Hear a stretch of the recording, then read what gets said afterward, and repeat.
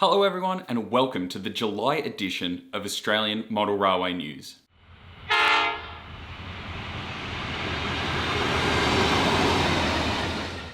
This is by far the biggest and longest episode of Australian Model Railway News so far, so sit back and relax and enjoy the news. But before we get into it, don't forget to be subscribed and have notifications turned on so you don't miss out on any videos coming very soon. Let's get into it.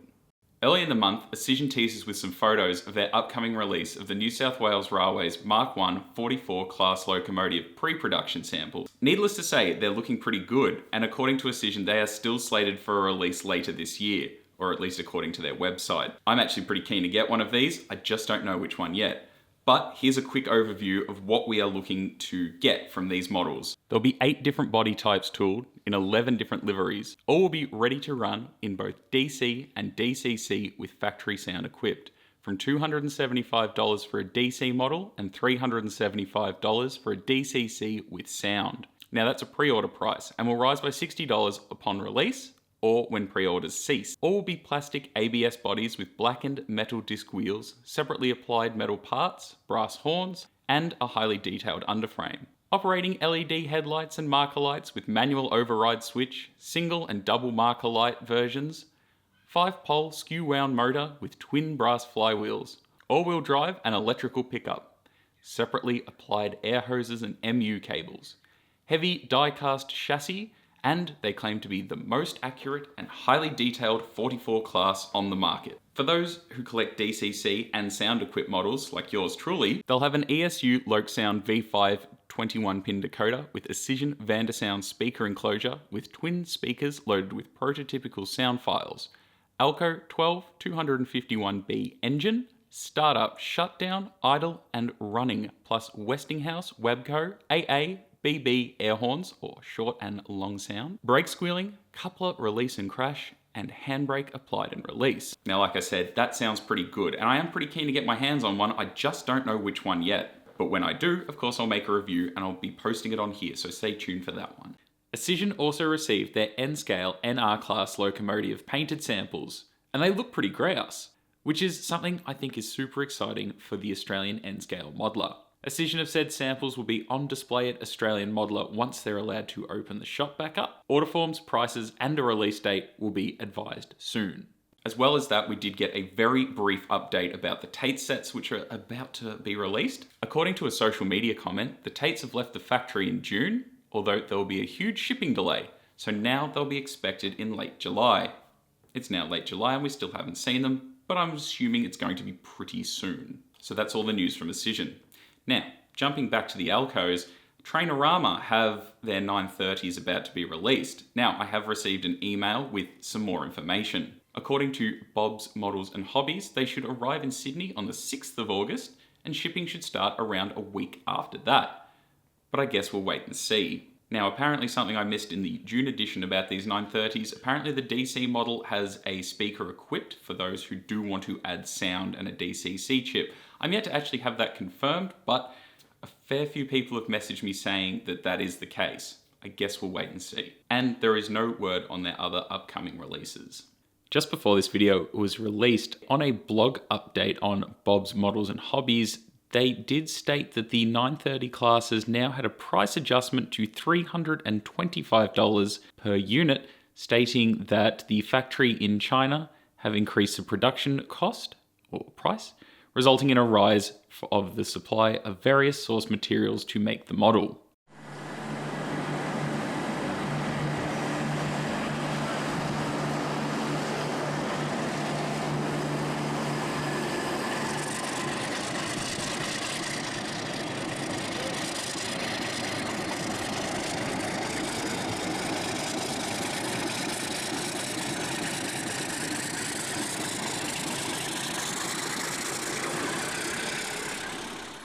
Queensland's WUISKE models recently announced or released a set of arch bar bogies. These sets will be released in both HO and HON 3.5.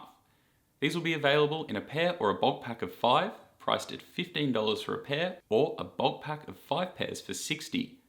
I'm sure that's going to be quite handy for our Queensland modelers out there. Staying in the sunny north, Queensland scale models have released a HO code 75 standard type buffer stop kit, in addition to their tier of trackside accessories.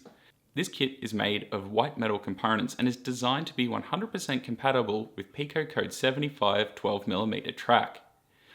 These will be available in a single or 3-pack, priced at $20 for a single or $54 for a triple. A quick one from Rail Motor Models and Trainworld in Melbourne, saying that they'll have the SCT PBSY Centre Door Multi-Freighter arriving in the third quarter this year, as posted in the latest Australian Model Railway magazine, at $65 with 8 options available. And you can contact Trainworld in Brighton if you'd like to pop your name down for one, or 8.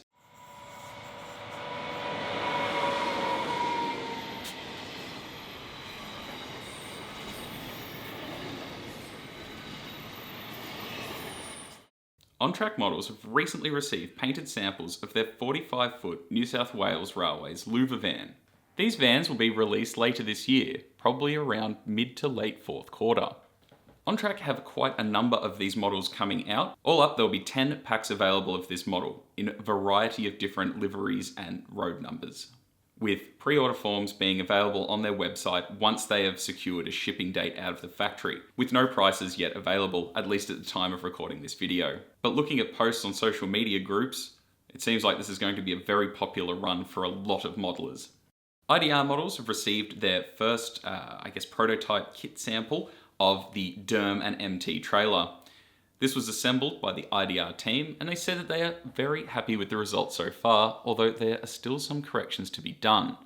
And to note, these samples are missing the riveting, which will be added once tooling is complete. So that's pretty exciting. I know I want one. IDR have also said that their BBW wagons have been shipped and are expecting them to arrive at the end of August.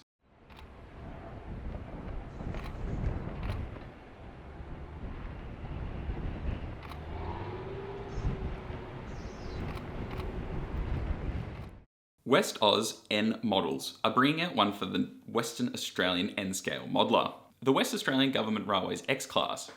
One of each loco will be available at first, which will mean there is no crossovers in names and numbers. These can be supplied as all over lark green with beige roof, green with yellow and red stripes, orange West Rail, or undecorated. These can also be done as DC, DCC and sound equipped. Price-wise, according to their website, for a shell only with body skirts and push-on bogie covers undecorated, you'll be looking at $65.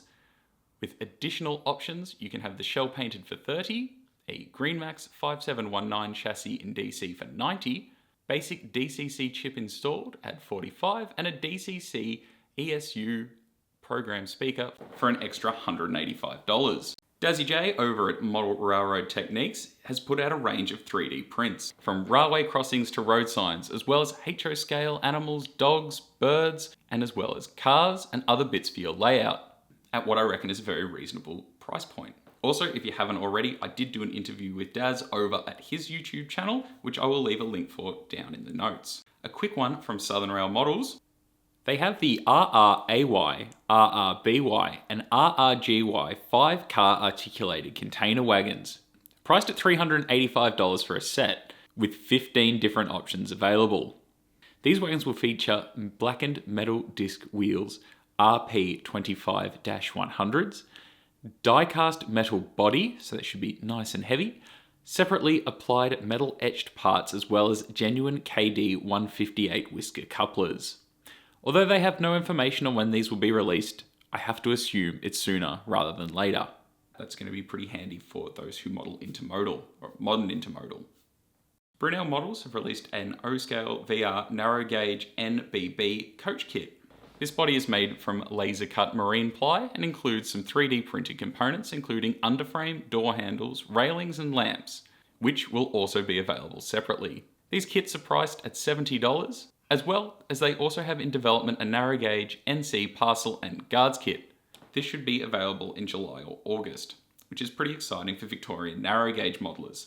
IXION Models gave us an update on their J-Class with some pictures of their cab interior. News from their factory is the production run is complete, but there was a slight glitch with some of the packaging blisters, which required unpacking and checking some of the locos. This caused them to miss their first shipment to Sydney. Once they arrive in Sydney, they will pass through customs and be delivered to them, and they will pack them and ship them for the shop pre-orders, as well as photographing the locos for the website shop within a few days.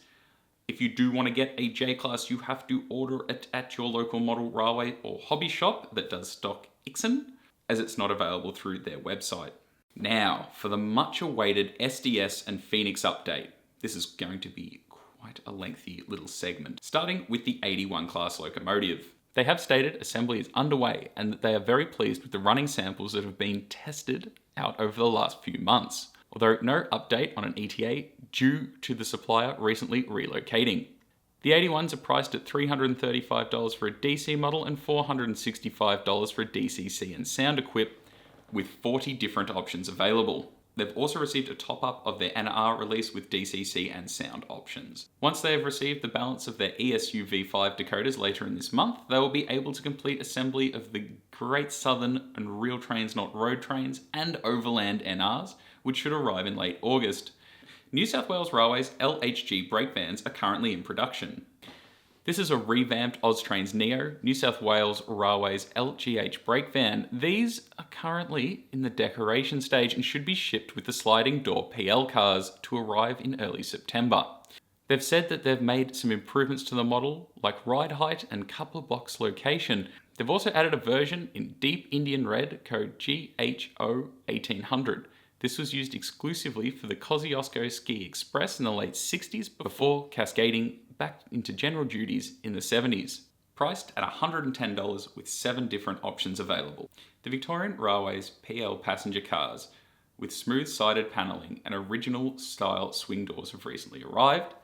These cars were running from the mid-40s through to the 70s and are available in a single pack, and they have also received a rerun of the 1950s sliding door twin packs. However, the later packs, including the BCPL cars, have been delayed a little due to a material shortage. As mentioned, they should ship with the LHGs and should arrive in early September. Priced at $125 for a single pack or $250 for a twin pack. The South Australian Railways Behemoth 900 class tooling has been completed, and they'll start moulding parts next month. They also have a sound file under development using the same EE engine type as these streamliners were fitted with, and they should have samples ready to share by early September. Delivery is slated for early 2022, and they're finalising the program now to have order forms online by August. Still no indication on price point, however. Staying in South Australia, the South Australian Railways Ore Wagons, SO and SOC, are a mix of old and new packs. They've included a limited number of packs, including the CR-coded GQ wagons. They've also added some Australian National green and yellow packs, but coded for National Rail service. They've added their Barber S2 bogies to the PN-coded packs to produce the ROHF-coded wagons. These are priced at $295 for a pack of 5 with 23 different options available, with order forms on their site. More for the New South Wales Railways modeler. KP mail vans, LHO, LHY brake vans, and MHO, VHO, and DMC brake vans are all set to be a part of a retooling. The New South Wales KP mail sorting van is presently being retooled with improvements to the roof, side details, and chassis. This will allow representation of more modern liveries and offer models to suit more up-to-date train composition. The New South Wales Railways LHO, LHY has received some retooling, and the enhanced range now includes a modern 4-door guards compartment version with the option of a YMD bogied version as an LHY. Also underway is the ubiquitous New South Wales Railways mainline brake van and MHO and VHO.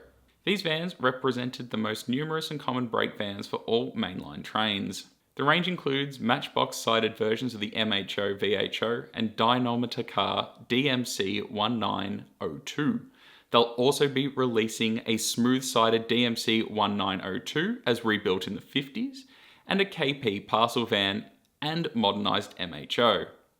First engineering samples should be available in August. New South Wales Railways N platform cars, Cave Express and Greyhound cars. The colourful VBU set 75 with a low elliptical roofline and enclosed platforms, and the RTM set of the 70s and 80s. The New South Wales End platform cars are the same packs they ran last year and will be the last run they'll do with the early panelled body side.